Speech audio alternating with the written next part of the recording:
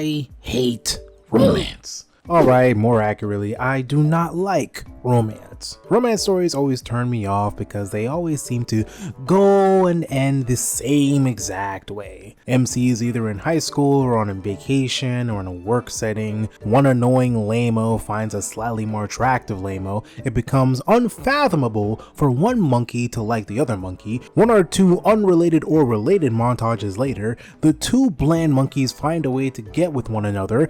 Big kiss happens and whoopee happy ending with possible tensions in between because of one possible misunderstanding, one misplaced lamp, and all of a sudden the relationship falls apart. Now don't get me wrong, I am not some kind of heartless incel. There are very few romance stories out there, or stories that have heavy romantic elements that I actually enjoy.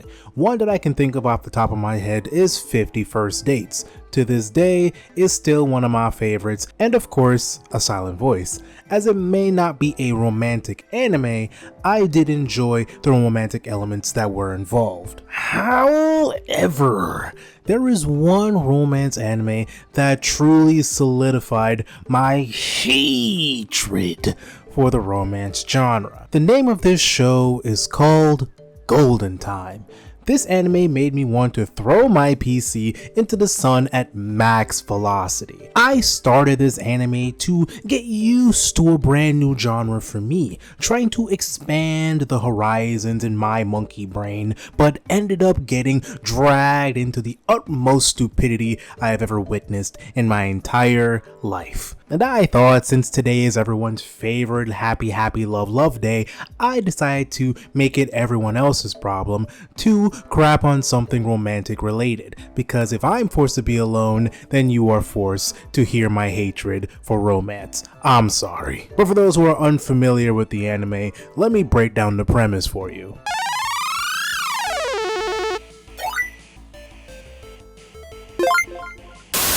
The premise of this anime is that our main character is about to start law school, and our MC, Bonnery, ain't got no friends, and we have no idea why as of yet. Therefore, this man is a loner. But never fear, he was able to find another lost soul on the same day as him on the orientation of the school, just like him, and bing bam boom, he makes his very first friend. Now, Bonnery's new friend has something that he doesn't. His new friend, his name is Mitsuo by the way, has some maidens. Well, one maiden. And he doesn't really want her. He actually hates her kinda to a certain degree. Insert our new character, Coco, the first thorn in my side. This, as you can tell from the intro, is supposed to be the character that ends up with Bonnery. Seems simple enough, right? Right? No! And my very first impression of Coco, it was that she was very annoying, especially since all she cared about was Mitsuo to almost yandere status, but I saw the potential where the story could go as I played along. When I did, I ended up growing to actually like the story surprisingly. Within a couple episodes, you could see the relationships you were being introduced to being affected. Mitsuo actually puts his foot down against Coco. Coco goes through depression and gets some opening to her background, and Bonnery was able to create new friendships that actually somewhat played into progression within his character. It's within his pursuit for new friends and a schooling community and growing the relationships that he currently has, him and Coco actually, throughout their pursuit, got kidnapped by a religious cult. Don't ask. And you learn that Bonnery has amnesia due to an accident that he had in his past. Hence, he has no friends and doesn't mention family at all because he simply just doesn't remember any of it. Despite the weird religious cult in that one episode that doesn't get brought up again, funny enough, which I think is concerning given they are an official club in the school, we're not going to talk about that for some apparent reason, I could see the show trying to put together the character that has a decent framework to stand on with a character that is trying to break away from a one-track mindset. From that point, Golden Time had my attention because I wasn't just getting mindless, meaningless, lovey-dovey baboonery. But Kadukun, if you were really enjoying the very beginning of the series, why do I have such a hatred for this anime? Well, that requires me to mention Maiden number 2. I would call her another word, but that's not very nice. His childhood best friend, Linda. So here's the thing. Remember when I said this monkey Banri has a very strong case of amnesia that can't easily be cured by any form of medicine? Well, the reason why he has it in the first place is because this simp was deeply in love with Linda back in the day.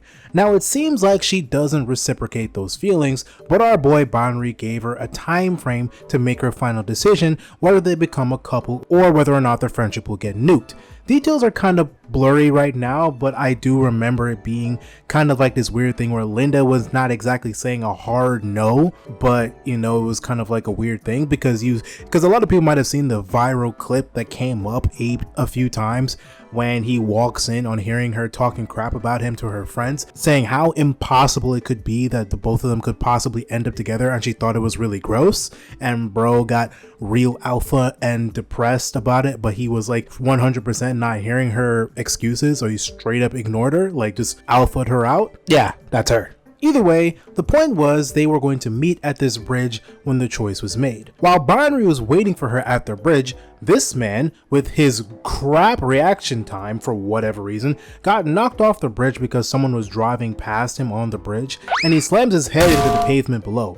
Hence the amnesia. He cracked his skull on the floor and he just forgot everything. Now, Linda thought it was a fantastic idea to never interact with this man for an extended period of time. However, she thought it would be better to pretend not knowing who Banri is, go to his school, and quote unquote watch him for his own good because she feels guilty for leaving him behind at the bridge.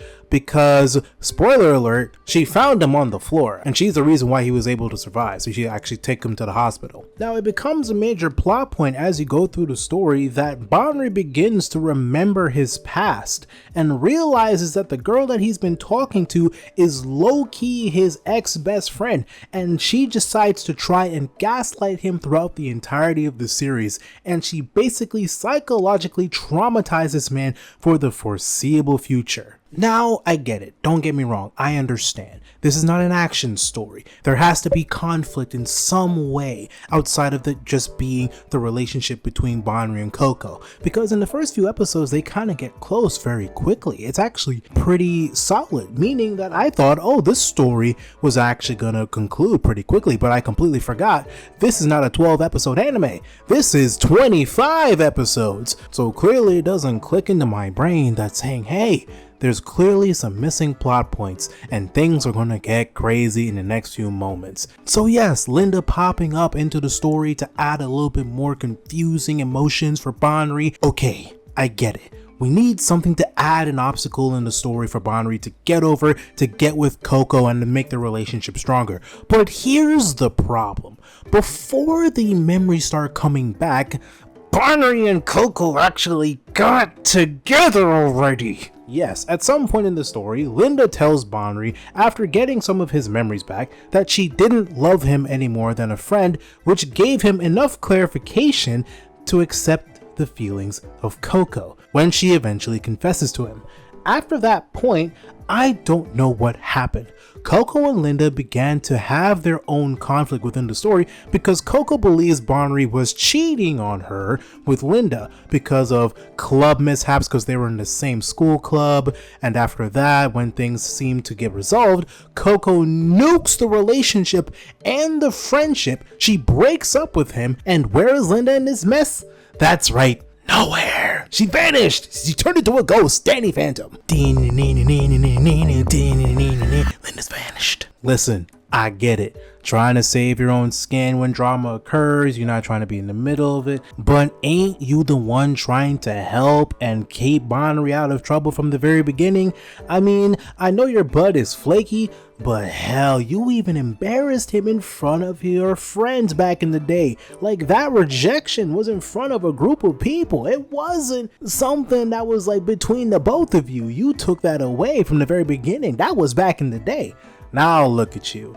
You got no sympathy for me or my boy over here. No sir. The thing that truly bugs me about this anime is that Banri doesn't at least stand on his own principles. This man loves these two women and both of them disrespected him so bad that he was able to know his worth. There's a few times in the series where this man activated Giga Chad mode on both of them when they were dating or not, but since both of them used the same bulletproof tactic and begged and cried to this man on multiple days, and since his spine is made of jelly, he goes back to them. Even worse, one episode where Coco randomly breaks up with him, this man thought it was a prank, and this maiden, I want to say the other word, but I'm trying to be nice, I'm not trying to curse, had the audacity to pull up to the school and act like nothing happened. All she does is pull up to the homies, to the squad at the school, all friendly, acting like nothing going wrong. Banri think he still got a girlfriend, but she just casually drops in the conversation with the friends and homies to tell them, oh yeah, now we're not together no more, and shattering Banri's entire reality, and decides to show how fat her nuts are by giving Banri crap for calling her out on it. But oh, it doesn't stop there. We start to enter in supernatural territory. Yes, I thought this was a romance story, but apparently the story is actually trying to make me physically age 5 years into the future. Remember the amnesia we were talking about earlier? You know, the very crucial aspect of his main thing of his character?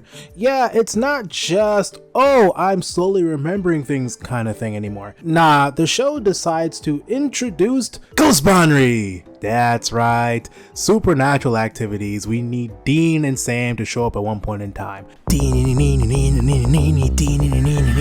Banri. Ghost Banri, in simple terms, is his past self, trying to reclaim ownership of his body. The man is basically going through DID. But we don't call it DID because it's anime, so it's not really DID, right? And also, his present self is trying to fight against the old self, trying to show him which one is the real one. We are seeing which one truthfully is the superior Banri, the physical manifestation of his old personality that just floats around like some emotionally constipated spirit, is just whispering every day to his ear, Linda, like he's in a dollar store Shakespeare tragedy. So not only do we have one Banri being psychologically tortured throughout the series, we have two. New Banri is trying to build a life. Old Banri is like, actually, we're down horrendous for Linda and we're gonna try get her back no matter what she says, and we're gonna try get her even though she says no. And instead of this being a clever metaphor handled with nuance, it turns into this constant identity crisis that makes every relationship feel egregiously unstable. There is no sense of peace that seems to be long lasting. And this is where the torture starts to come in, because Banri is finally happy with Coco, or at least trying to be. They get back together, on and off all the time, and they have their arguments, but eventually they kind of stick together for a little bit. And this man was already being tortured beforehand, but it just gets worse over time. Every time they find stability in their relationship with Banri and Coco, it just seems to destabilize for something that was out of his control. And the show just feels like it's funny to just kind of tell you, hey, wouldn't it be funny if we emotionally waterboarded him again? Coco gets insecure about something, Linda gets distant about something,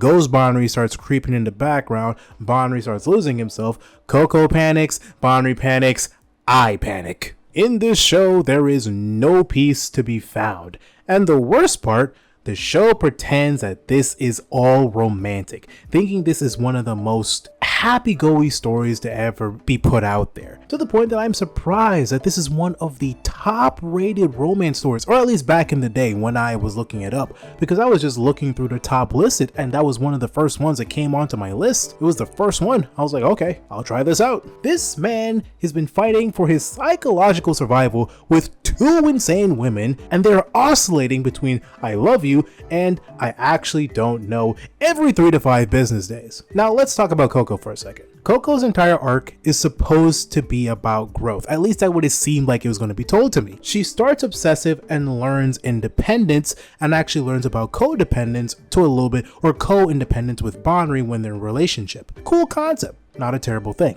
but every time she grows, the show drags her back into insecurity mode for some reason. She constantly doubts Bonri, constantly assumes the worst, and constantly spirals even if he isn't in the equation. And Bonri, instead of setting boundaries and actually standing for himself, Giga Chad Bonri has never come back after like episode 10, I think. I don't remember what episode he stopped showing up, but he didn't show up ever again. Instead of him just simply saying, hey, I've been through a traumatic brain injury and existential fragmentation. Maybe don't emotionally nuke me every chance you get, please, so I don't end up offing myself off screen. Every single chance he gets, he apologizes for simply existing. And then there's Linda.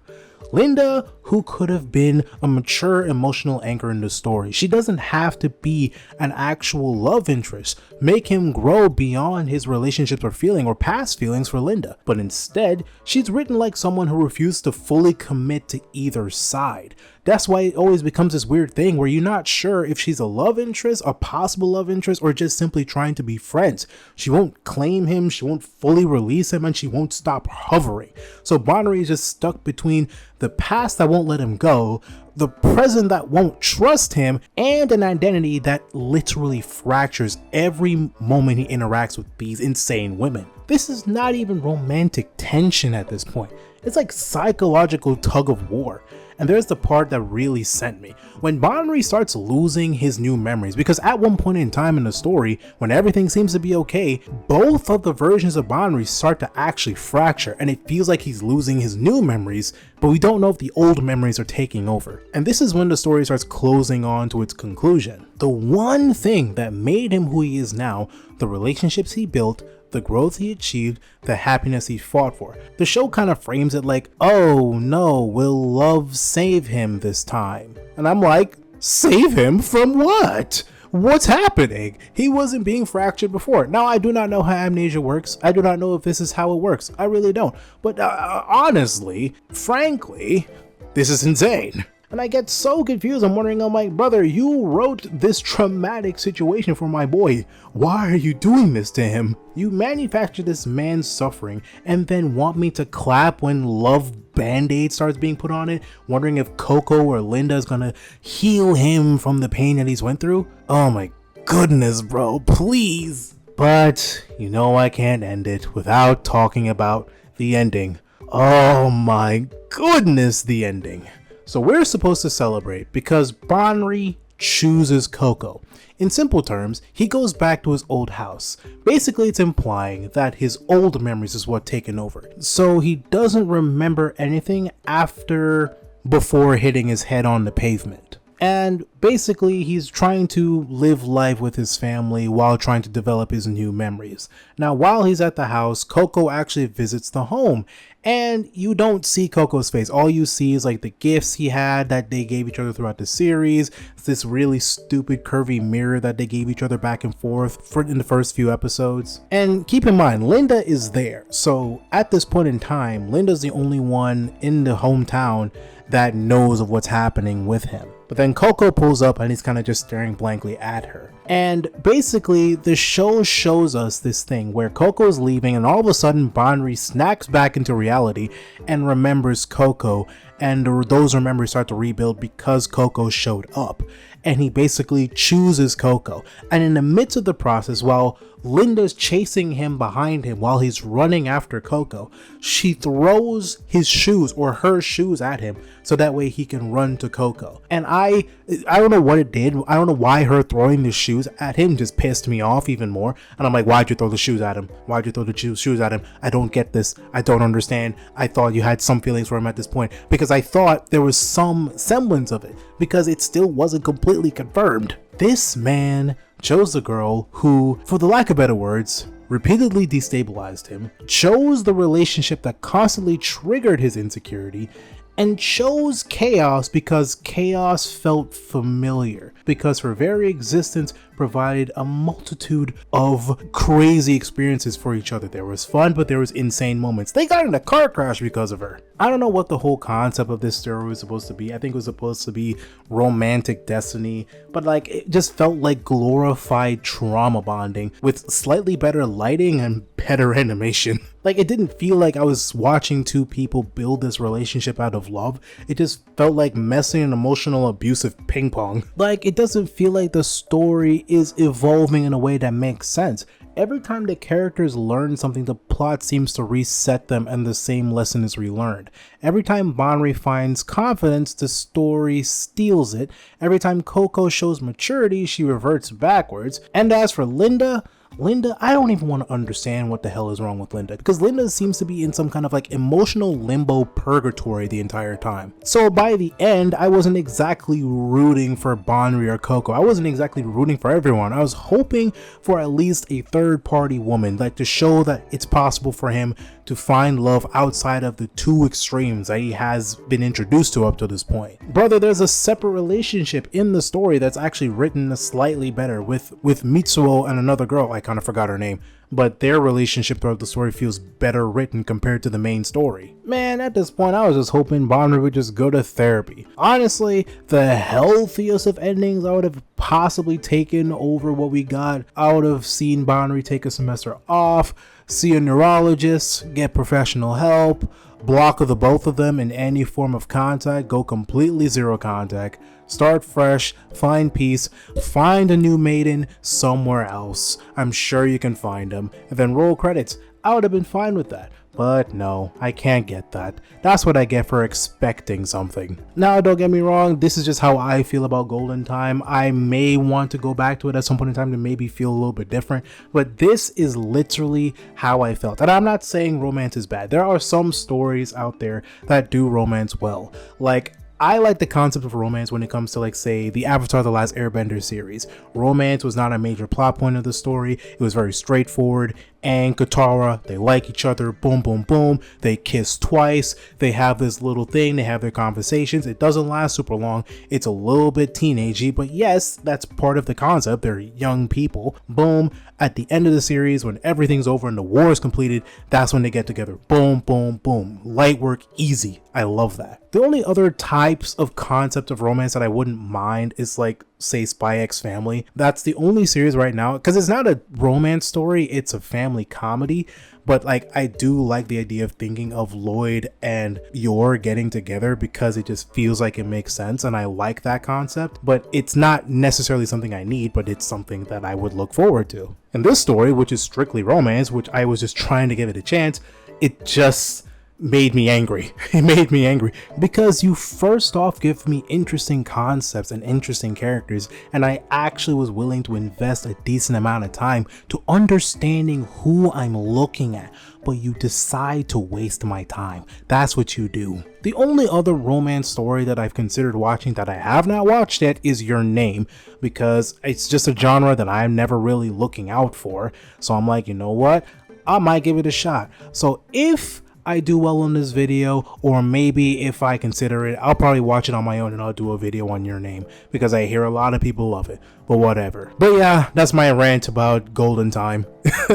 There's a lot of different stories that I've read or watched that I just absolutely not despise. Despise is not the right word, but I just couldn't stand them for a long period of time. Golden Time was just one of them, and I felt like I could do this because, you know, Valentine's Day type E. So you know what, I gave it a shot. Other than that, I hope you guys enjoyed the video. Don't forget to leave a like to the video because it helps my videos out a lot when you guys do that. Don't forget to subscribe to the channel because we have other content coming out every week for this channel. Also, don't forget to check out my gaming channel. I am trying to at least close to daily with that channel, but you know what, we'll just see what we can with that. We do a lot of games over there. We do indie games, fighting games, and all that good stuff. And also, don't forget to share the video as well and leave a comment talking about your least liked romance story. Let's all hate romance together just for today, because Valentine's Day is bad. Also, than that, happy Valentine's Day. It's your boy Kadukun. I'll see you guys next time, and peace. FMA, handle business, don't play. On point when it comes to the anime. Jack and Daxter, ayy, let's go. The ultimate heroes, don't stop, we on the road. Kadukun.